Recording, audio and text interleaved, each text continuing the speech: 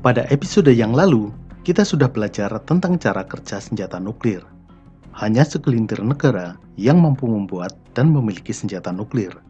Pertanyaannya sekarang, bisakah negara kita Indonesia membuat senjata nuklir?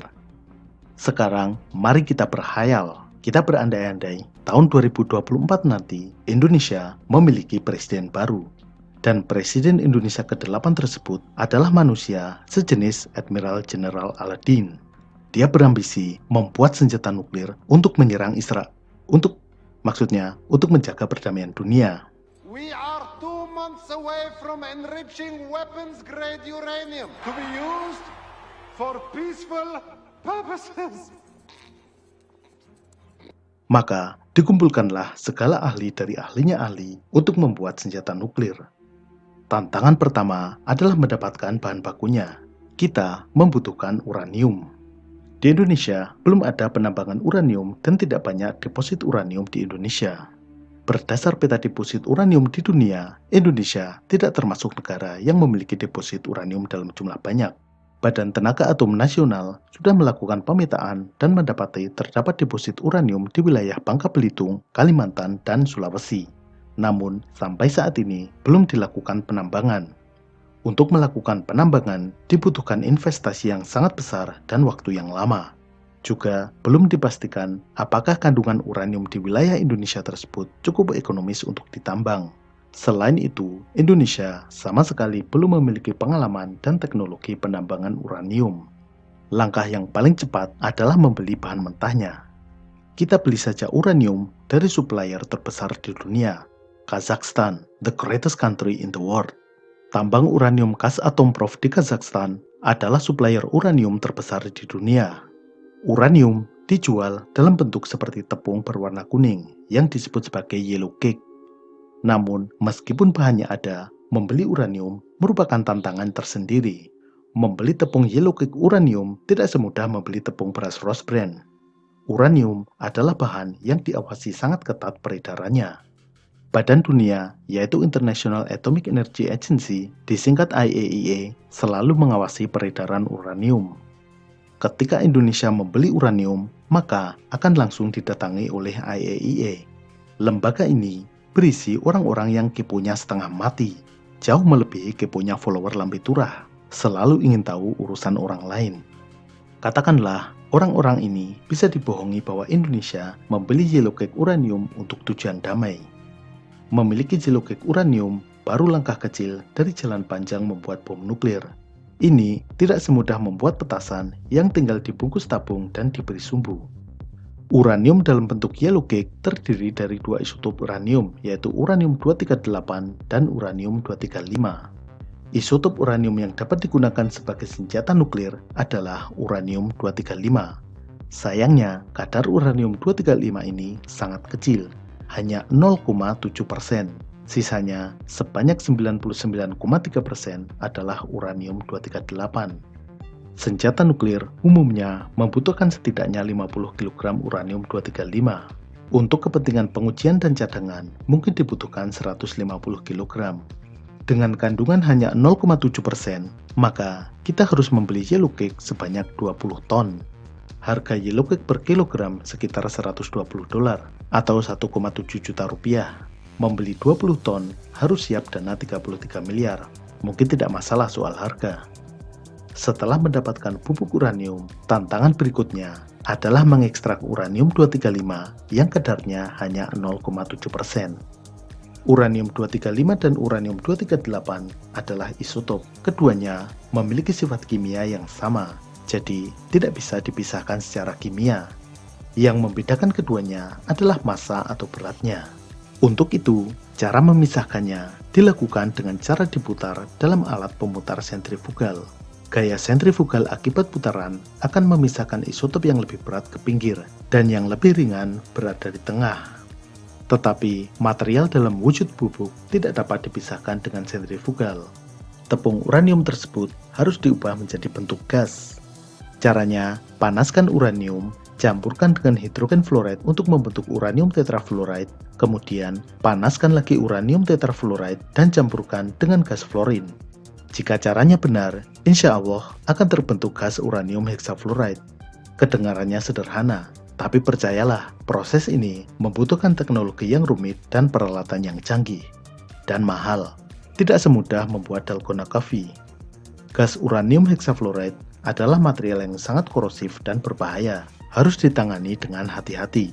Jauhkan dari jangkauan anak-anak. Setelah punya uranium hexafluoride, saatnya diproses dengan mesin sentrifugal untuk memisahkan isotop uranium-235 dari uranium-238. Proses ini disebut sebagai enrichment atau pengayaan uranium. Mesin gas sentrifugal untuk pengayaan uranium adalah teknologi tinggi yang hanya dikuasai oleh beberapa negara. Sangat sulit untuk membeli mesin ini, apalagi mendapatkan teknologinya. Negara-negara yang menguasai pembuatan mesin sentrifugal ini tergabung dalam organisasi perdagangan yaitu Nuclear Supplier Group. Mereka mengatur ketat ekspor mesin dan komponen mesin tersebut. Apa yang istimewa dari mesin ini?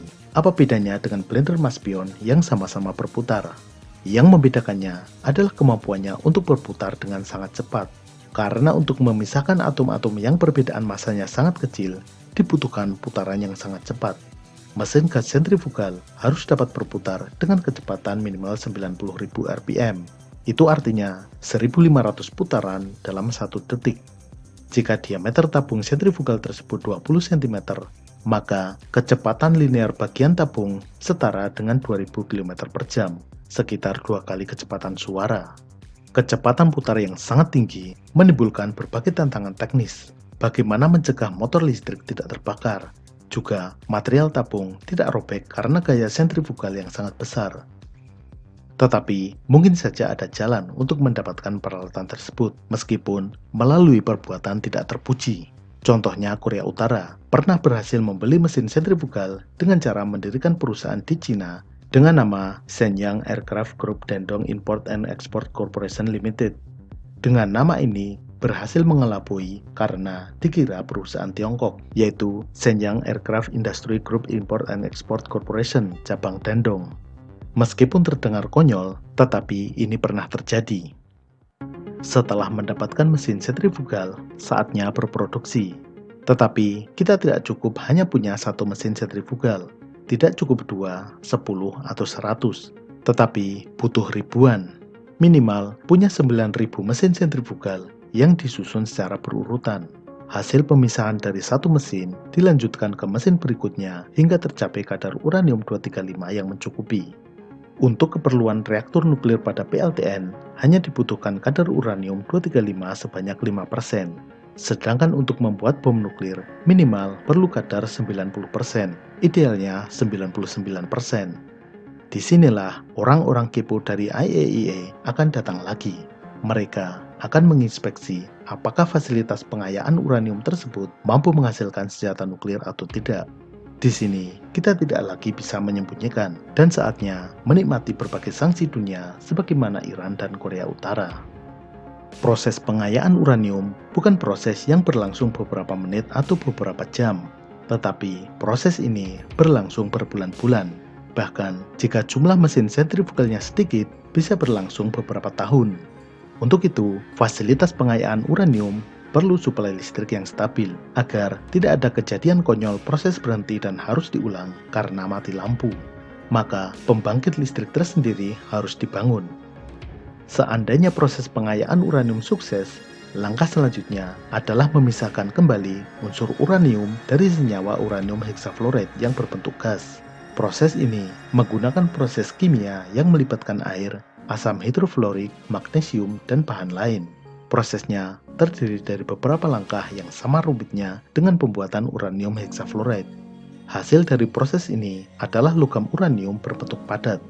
Setelah itu, logam uranium tersebut diproses dengan mesin perkakas untuk mendapatkan bentuk yang diinginkan. Proses pengerjaan ini juga harus perlahan-lahan. Jika terlalu kuat, bisa terjadi reaksi yang menimbulkan ledakan. Memang bukan ledakan nuklir secara penuh, namun ledakan itu cukup untuk menghancurkan bangunan dan menimbulkan radiasi berbahaya. Langkah selanjutnya adalah memikirkan desain bom nuklir. Desain paling sederhana adalah jenis gun type atau tipe tembak seperti bom atau little boy. Tipe ini lebih sederhana dan lebih besar peluang berhasilnya. Namun, tipe ini tidak efisien dan bobotnya relatif berat. tidak sesuai dipasangkan pada rudal balistik. Jika ingin senjata nuklir tersebut dapat digunakan sebagai hulu ledak rudal balistik atau rudal jelajah, desainnya harus memakai tipe implosion. Tipe ini lebih sulit untuk dibuat. Bola uranium dikelilingi oleh bagian-bagian yang disusun membentuk cangkang yang mengelilingi uranium. Untuk meledakkan bom nuklir, bagian-bagian peledak itu harus meledak pada saat yang benar-benar bersamaan. Tidak boleh ada jeda sedikit pun.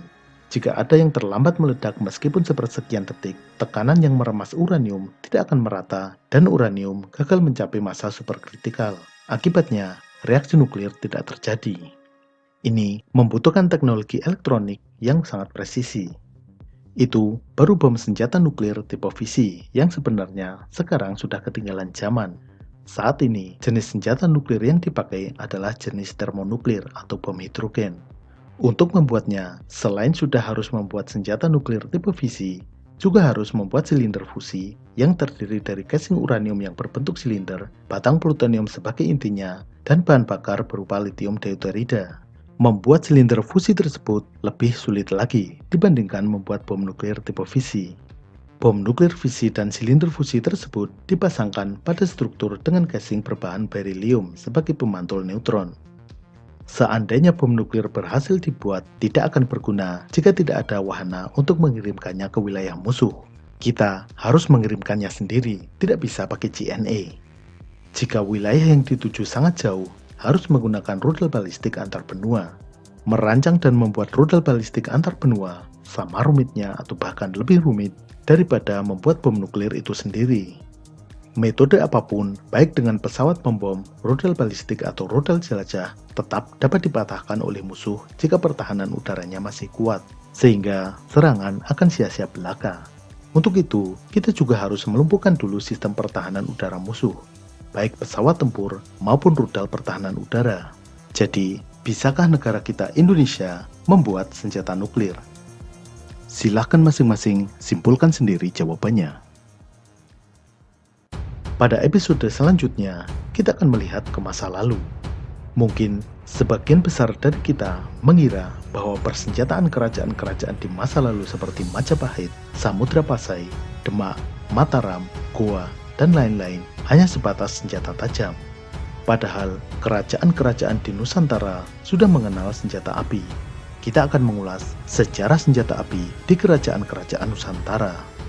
Sampai jumpa.